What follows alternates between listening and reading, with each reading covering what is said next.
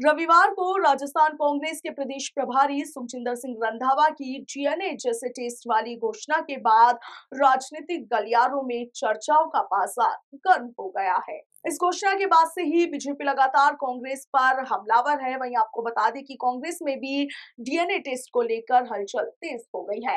कांग्रेस अब वो DNA test किस तरह से करने वाली है, चलिए जानते हैं इस खबर के जरिए। दरअसल कांग्रेस पार्टी राजस्थान में अपने नेताओं और कार्यकर्ताओं की निष्ठा का परीक्षण करेगी और इस प्रयोग के तहत कांग्रेस निष्ठावान कांग्रेस कार्यकर्ताओं को आगे बढ़ाएगी।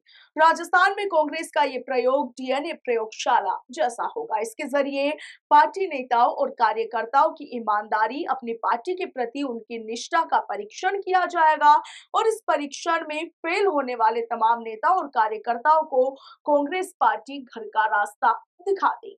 वहीं सफल रहने वाले नेता और कार्यकर्ताओं को पुरस्कार के तौर पर बेहतर पद पाने का हकदार भी हो सकता है।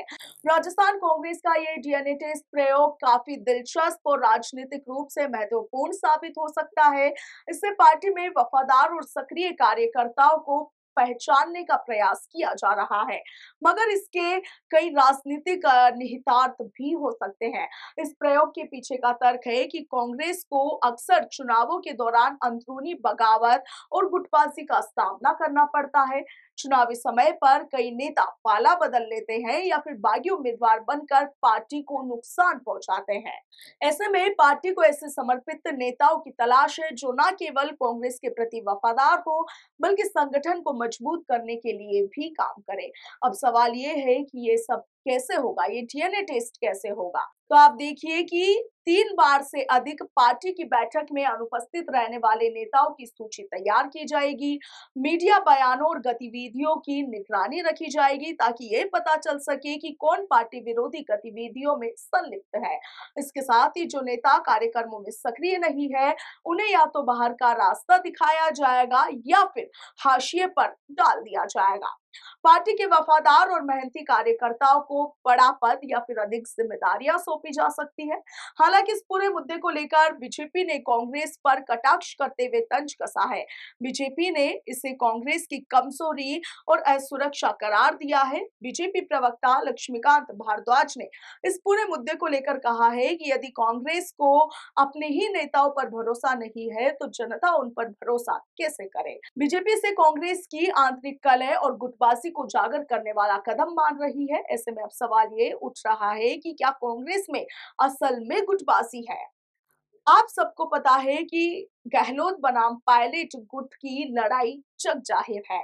लोकसभा चुनावों से पहले कांग्रेस के कई नेता भाजपा में शामिल हुए थे, जिससे पार्टी की विश्वसनीयता पर बड़े सवाल खड़े हुए और इसीलिए कांग्रेस को अब अपने ही नेताओं की निष्ठा पर शक होने लगा है और वह शक एक आंतरिक शुद्धिकरण अभियान चलाने जा रही है।